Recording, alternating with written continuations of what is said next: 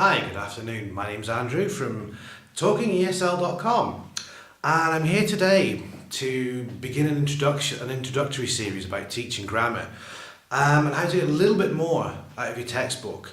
A lot of teachers use textbooks. I explained this in a previous video. What I'm going to assume in this video is that we've already introduced some of the grammatical points to the students in a real context, either via a reading activity or some listening, but they understand the general idea.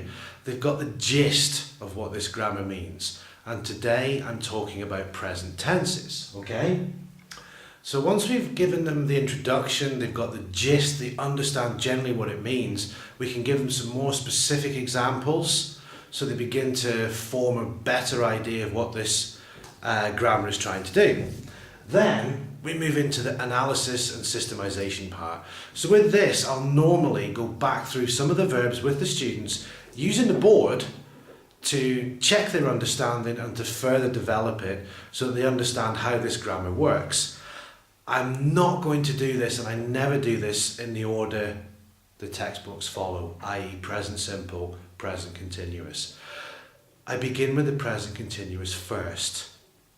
The reason being, when we're speaking in English in the present tense, we tend to use the present continuous probably more than the present simple. And it's one that my students here in Spain find difficult to understand, why I'm using an ing on the end of verbs, a gerund. When in Spanish this doesn't happen. The yendo is not used so much in the present.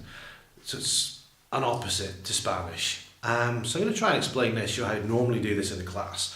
So first of all, the class that I would do this for would be for beginners up to probably intermediate level. With the intermediate level, it's a kind of reinforcement, a recycling activity. With the sort of beginners or elementary level students, it's actually teaching them something new, but using words that they already understand, okay? So the first thing I would do is get a pen. And then I would ask my students, who are not here right now, just to tell me some verbs in English, some action verbs, yeah? I want doing verbs, things that we do. And we might construct a list of things, something like, to begin with, the verb play. Okay, so we've got play. The second one they might give could be something like drink, or write. And we're beginning to move. We go around the room and each student can tell me a verb. So I could have perhaps next read and listen. I want another couple, so we get another couple of students to do this. They might come up with things like go, travel, and watch. Okay, so you can see those on the screen there. We've got play, drink, write, read, listen, go, travel, watch. Okay. Next part. By this time, the students have all been taught, or they're aware of the verb to be. So in which case, I'll go back to the board with perhaps a different colour of pen, and I'll put something like I am, and then elicit the rest of the verb, or get the students to tell me the rest of the verb individually. So again, they're repeating, they're revising, and in some cases helping each other to remember this verb if they've forgotten it. So obviously we'll get to I am, you are, he is, she is, it is, we are, you are in plural, and they are. That's the first two parts done. Now, this time I might use a gesture, like a confused face with the students, as I mentioned in the big long video, which was the introduction to methodologies. And I'll say to them, well, I am play. Does this work? How can I change this? And I might get somebody who says, well, it's I am playing. Okay, so I am playing. And we add the ing to the verb. You are drink? Well, no, it's you are drinking. He is right. No, he is writing. Emphasize that to do this, we remove the E and add ing. Okay, because the verb ends with E. Read becomes, as we know, reading. Listen becomes listening. Go becomes going. Travel, if we're teaching UK standard English, not the American variety, again we emphasize that we double the L and add the ing. Okay? And watch, watching. Okay. So now we have I am playing, you are drinking, he is writing, she is reading, it is listening, we are going, you are travelling, they are watching. Okay? These are not complete sentences, so I want a little bit more from my students.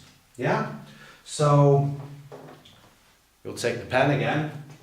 I'm playing what? And I can guarantee that 99% of the time, the next word from any group of students is going to be football. Okay, so I'm playing football. You are drinking, and it could be water. He is writing a message.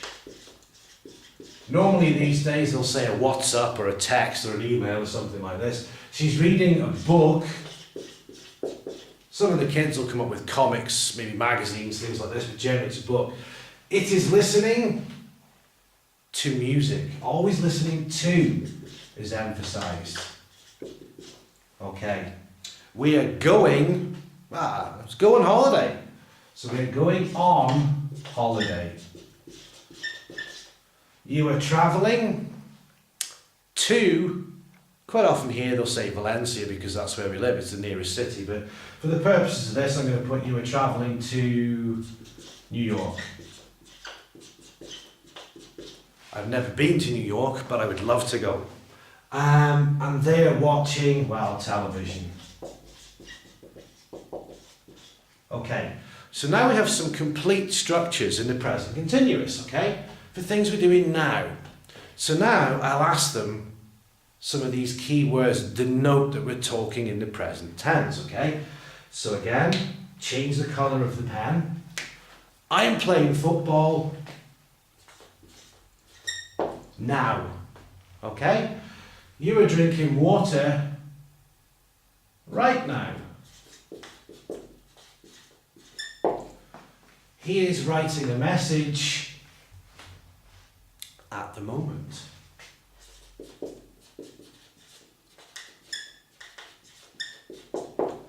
Okay. She is reading a book today. Yeah. And it is listening to music just now. So by adding these phrases on the end of the sentences, we know that we're talking in the present tense. And if the students don't understand these, if they've never come across them, then I will explain to them what these words mean, okay? So we have the green pen, which we use to denote that we're talking here in the present. Okay, now I'll choose a red pen. Because as we know, we can also use the present continuous, not just to talk in the present, we can use it to talk about things in the future, things we've got planned. So we're going on holiday tomorrow with my squeaky pen. You are travelling to New York next week. And they're watching television on Saturday, for example. And we can explain next week, next month, next year, on Saturday, at the weekend. And there are a wide variety of phrases we can put here, but the key concept is that the red pen here denotes future. So it's a 2 for 1. Now the students have got the concept. They're analysing this grammar and they can understand that they can apply it to talk about things that they're doing right now in the present and things that they plan to do in the future, which again is a step away from textbooks because they don't often do this. But as I said in the introductory video to this, We're trying to create language users here, not little grammarians. We want to create people who can use the language and use it confidently. And this is how English is actually used, so I believe that it's a good technique to use to get them using the language. So, not enough of that. Obviously here, we've got a nice affirmative structure, okay? And depending on the class, this could take up to 20 minutes to do, especially if some of them are studiously copying it down so they remember it, especially the younger children when they get homework from school, because quite often if they're doing the homework at home, the parents can't help them, so something like this is really good for them. And I'll say to them, okay, we've got the affirmative, now we need to look at the interrogative. Like, oh no, not another 20 minutes on this. But as we know, it's really easy. So I am playing football now, let's make it negative, and from the sort of younger elementary beginner students, you get a load of puzzled looking faces. And quite simply, again, it's not. You are not drinking water right now. He is not writing a message at the moment. She is not reading a book today. It is not listening to music just now.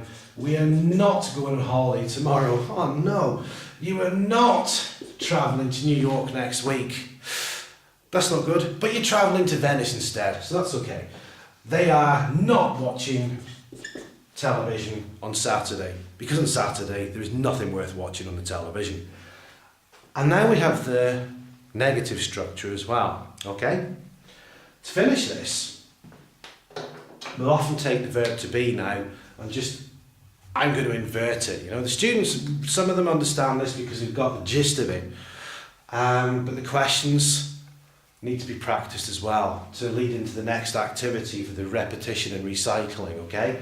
So we'll ask them, how do we make this a question? And we'll put, am I, are you, is he, is she, is it, are we, are you, and are they. So this gives them the structure of the question, okay? If I'm going to ask questions, which I'm going to do in a moment with the students in the class, and I'm going to get them to ask each other questions as well, they need to know how to respond. So the simple question, are you drinking water right now? Well, obviously the simple answer, yes, I am, or no, I'm not. It may be a question like, are you travelling to New York next week? And am I, aren't I? Well, I don't know. Okay. The next explanation that I'll go around the room now and just ask direct questions to the students, you know. Are you playing football next week? Yes, I am. No, I'm not. I don't know. Are you reading a book right now? Well, hopefully you're in my class, so you're not, okay? So no, I'm not. Are you writing a message later? It's another word we can put on here. Yes, I am. No, I'm not. I don't know. And so on. But then I want to take it a step further to practice the third person in this as well. So I'll say to them, the answer I've got here is yes, I am. No, I'm not. So if I ask the question, is he writing a message now? What would the answer be? Would it be yes?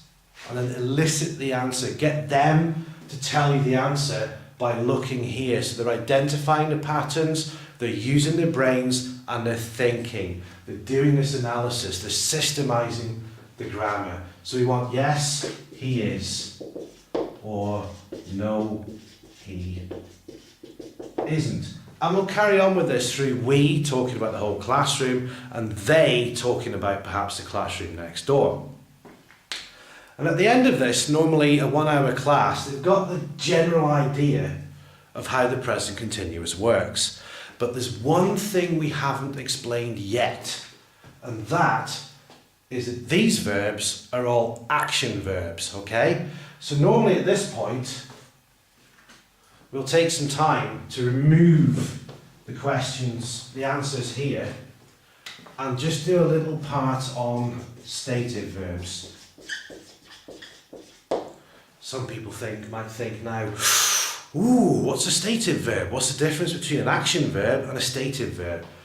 Well, a stative verb describes a state. not an action. It's a physical state, okay? Nothing physically happens, like playing, kicking, running, punching. Something happens.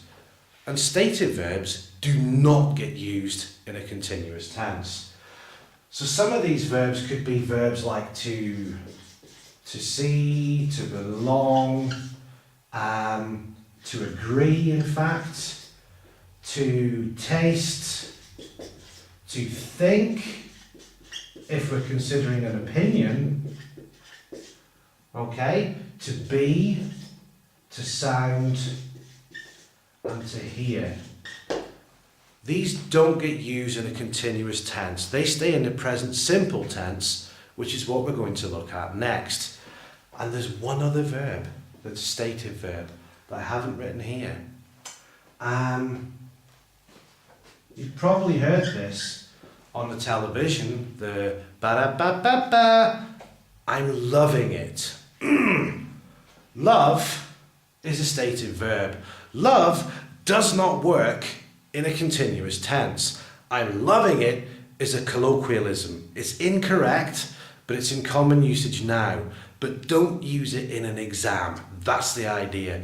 And that just helps to emphasize that sometimes what they read and hear in the media, the students, is not always correct.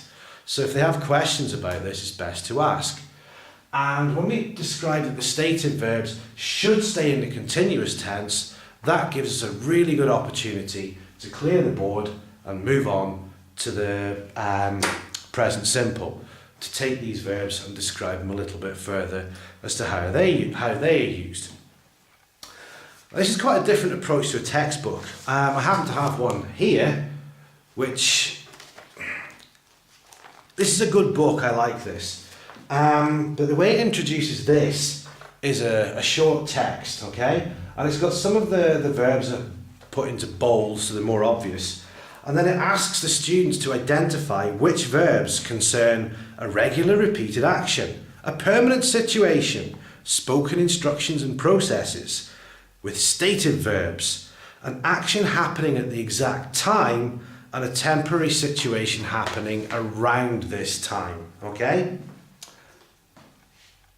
This way of teaching it, I think, is better because the students have already got the gist and we're not confusing them with terminology such as this, because when they're speaking, they're not going to think, ooh, is it a sort of regularly repeated action, or is it an action happening now? Is it an action happening around now? Which tense do I have to use? And the conversation's gone, okay? If we want to clarify the difference between an action happening now and an action happening about now, there's a reasonably easy way to do it.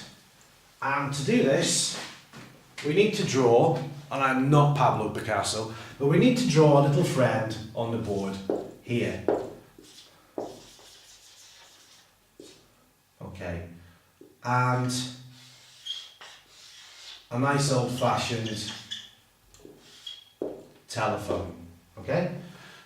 Most of them laugh at this because obviously everybody's got a nice mobile phone now, not a 1990s or 1970s style fixed phone with a curly cable, but it gets the point over. And the guy's called John, and we say that John is talking on the phone. Okay, he's talking on the phone. Obviously this is an action that's happening right now. But what's John saying? I am reading a great book just now.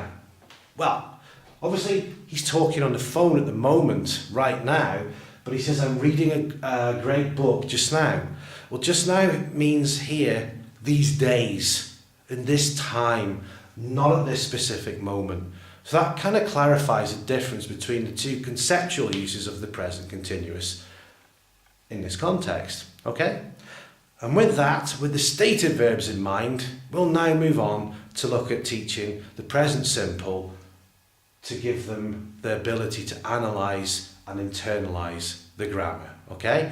So a little interlude while I clean the board and we'll be back shortly. Okay, so continue to spell incorrectly. So, board clean, let's go again. So again, we'll ask for some verbs in the room. Generally, if they've copied the previous lot down, they'll have the same verbs. So we'll get something like play, drink, write, read, listen.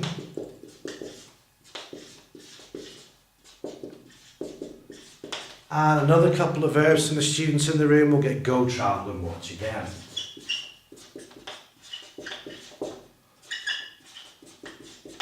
Okay, so this time, again, change the colour of the pen. I will point out that we don't need the verb to be here. We just want I, you, he, she, it, we, you, and they. Okay, so they've got this. So again, I play. Once again, the answers are going to be fairly similar. I play football. You drink. Let's have coffee for a change. Water gets boring. We write novels. She magazines. It listen to music. We go on holiday. They travel to New York and watch television. Okay, just going to make a slight change here. Because when I was doing these, I forgot about he, but it doesn't matter. Okay, so I play football, you drink coffee, he write novels, she read magazines, it listen to music. Is this correct? No, because we have he, she, and it. He writes, she reads, it listens. Okay, so identify that third person S that people often forget about to the students. Now, present simple. We can use, quite often with this, I like to integrate the adverbs of frequency. So we can say something like, I sometimes, I use different coloured pen here, I sometimes play football. You always drink coffee. She never writes novels. Okay? It usually listens to music, for example. We go on holiday every summer. You travel to New York every Christmas. And they watch television every night. Okay, so this gives a little structure using the adverbs of frequency and some nice terminations to give this kind of repetition, this sort of repeated activity, okay? Now what I'll do is we've got the affirmative here, so I want to make this negative, okay? So I sometimes play football. I'm not going to make that negative. But with these, yes, we don't go on holiday every year. You don't travel to New York every Christmas. They don't watch television every night. Now we have a problem here because I want to explain the third person, okay?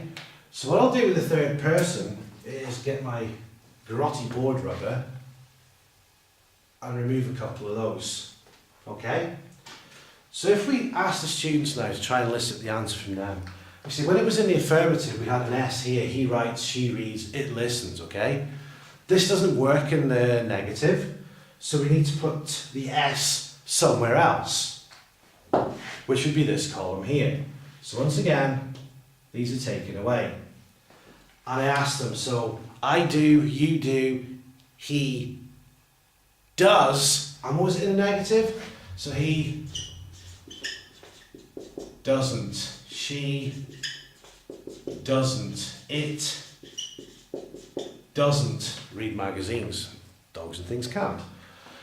So now we've gone from the affirmative through adverbs of frequency, through some phrases on the end of the sentences, into the negative, okay? Then I'll highlight that, much like we did with the present continuous, we're going to make the interrogative, the question form here. And bear in mind that this uses the helping verb do, or an auxiliary verb to give it its true name. Auxiliary or helping verb, it doesn't matter, but it helps convey the grammatical structure and the meaning. So back to the green pen, and we're going to put with do, so do I, do you, does he, does she, does it, do we, do you, do they. So now we have a question like, do you always drink coffee? Okay, and again, I want to do some speaking activities with this. So I'm going to give them the answers. Yes, I do. No, I don't. And the perennial, I don't. No. I say I'm going to give them the answers. No. I'm going to elicit the answers. They're going to tell me the answers so I can write them on the board. So again, they're analysing, they're internalising, and they're helping each other for some of them to fill in these little gaps of understanding or analysis that they have. Then I'll go around the room again and ask some questions related to this on an individual basis, okay? One-to-one, question to question, and the answer, yes I do, no I don't. Then we'll take it a step further and I'll ask somebody a question, for example, do you sometimes play football? And then I'll ask another person, well, does he sometimes play football? And depending on the answer, we're going to get yes, he does, no, he doesn't. Okay. Again,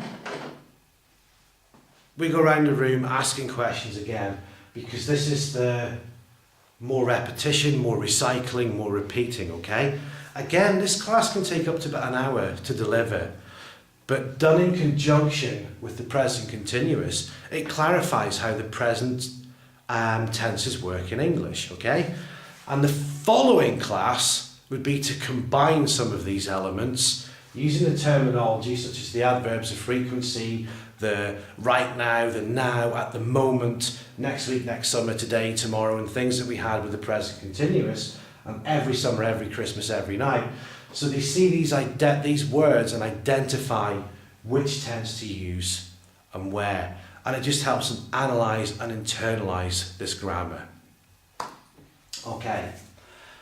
Also, with a lot of speaking in the class, it gives them good speaking practice too, which is another means of internalising the information. So really that's the end of this video. I hope you've enjoyed it. I hope you find it useful. We'll continue with this series over the next couple of weeks or so, coming up to Christmas. So speaking of Christmas, I don't charge for these classes, so if you enjoy it and you think it's good, please head over to talkingesl.com and give me a small donation so I can perhaps buy myself a nice bottle of wine for Christmas, because that would make me really happy. Other than that, if you've got any comments, please leave them below. And if you've got any questions and you'd like to get in touch, please contact us at talkingesl.com. Remember, I want these to be participative webcasts. I want to speak to you. I want to speak to teachers like you, students like you, whether you're new teachers, established teachers. If you have a question or you want some advice or you'd like to discuss a part of your work, please get in touch and we can have this conversation.